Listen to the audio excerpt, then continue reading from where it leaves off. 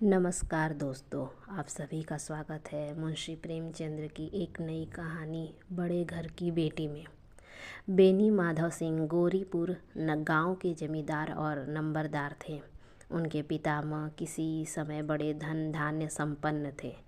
गांव का पक्का तालाब और मंदिर, जिनकी अब मरम्मत भी मुश्किल थी, उन्हीं की कीर्ति स्तंभ थे। कहते हैं इस दरवाजे पर हाथी झूमता था। अब उसकी जगह एक बूढ़ी भैंस थी, जिसके शरीर में अस्थि पंजर के सिवा और कुछ शेष न रहा था। पर दूध शायद बहुत देती थी, क्योंकि एक न एक आदमी हांडी लिए उसके सिर पर सवार ही रहता था। बेनी माधव सिंह अपनी आधी से अधिक संपत्ति वकीलों को भेंट कर चुके थे। उनकी वर्तमान आय 1,000 रुपये वार्षिक से अधिक न थी। ठाकुर साहब के 2 बड़े बेटे थे। बड़े का नाम श्रीकंठ सिंह था। उसने बहुत दिनों के परिश्रम और उपयोग के बाद बीए की डिग्री प्राप्त की थी। अब एक दफ्तर में नौकर था। छोटा लड़का लाल बिहारी सिंह दोहरे बदन का सजीला जवान था, भरा हुआ मुखौड़ा, चौड़ी छाती। भैंस का तो शेर ताज़ा दूध वह उठकर सवेरे पी जाता था। श्रीकंठ सिंह की दशा बिल्कुल विपरीत थी। इन नेत्र प्रिय गुणों को उन्होंने बीए इन्हीं 2 अक्षरों पर न्यौछावर कर दिया था। इन 2 अक्षरों ने उनके शरीर को निर्बल और चेहरे को कांतिहीन बना दिया था। इसी से वैदिक ग्रंथों पर उनका विशेष प्रेम था। आयुर्वेदिक औषधियों पर उनका अधिक विश्वास था। शाम सवेरे से उनके कमरे में प्रायः खल्लर की सुरीली कर्ण मधुर ध्वनि सुनाई दिया करती थी।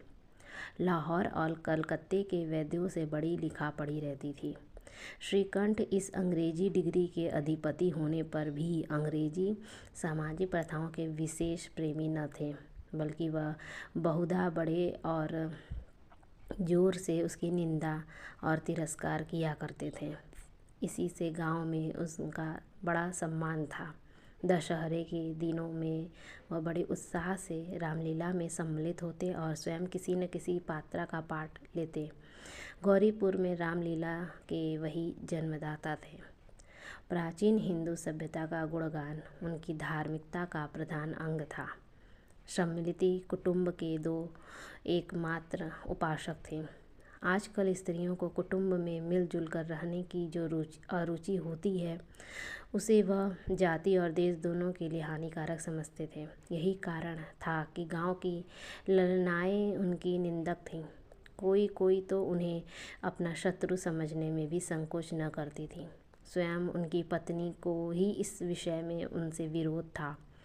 यह इसलिए नहीं कि उसे अपने सास ससुर देवर या जेठ आदि से घृणा थी, बल्कि उसका विचार था कि यदि बहुत कुछ सहने और तहर देने पर भी परिवार के साथ निर्वाह न हो सके, तो आए दिन की कलह से जीवन को नष्ट करने की अपेक्षा यही उत्तम है कि अपनी खिचड़ी अलग पकाई जाए। आनंदी एक बड़े उच्च कुल की लड़की थी। उसके बाप एक छोटी सी रियासत के तालुकेदार थे। विशाल भवन, 1 हाथी, 3 कुत्ते, बाज, बहरी सिकरे, झाड़, फानुस, आनेरी मिस्ट्री और ऋण जो एक प्रतिष्ठित तालुकेदार के भोग पदार्थ हैं, यही यहाँ विद्यमान थे। नाम था भूप सिंह। बड़े उदार चित्त और प्रतिभाशाली पुरुष थे, पर दुर्भाग्य से लड़का एक भी न था। 7 लड़कियां हुईं और दैवयोग से सब की सब जीवित रहीं।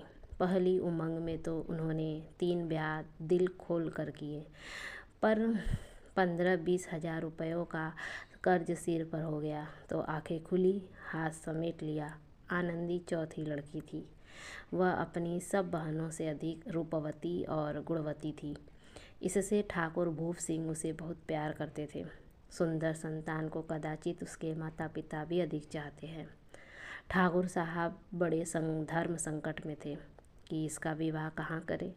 न तो यही चाहते थे कि ऋण का बोझ बढ़े और न यही स्वीकार था कि उसे अपने को भाग्यहीन समझना पड़े। एक दिन श्रीकंठ उनके पास किसी चंदे का रुपया मांगने गया। शायद नागरिक प्रचार का चंदा था। भूप सिंह उनके स्वयं पर रिझ गए और धूमधाम से श्रीकंठ का विवाह आनंदी के साथ हो गया। आनंदी अपने नए घर में आई तो यहाँ का रंग ढंग कुछ और ही देखा। जिस टिम टाम की उसे बचपन से ही आदत पड़ी हुई थी वह यहाँ नामात्र को भी न था।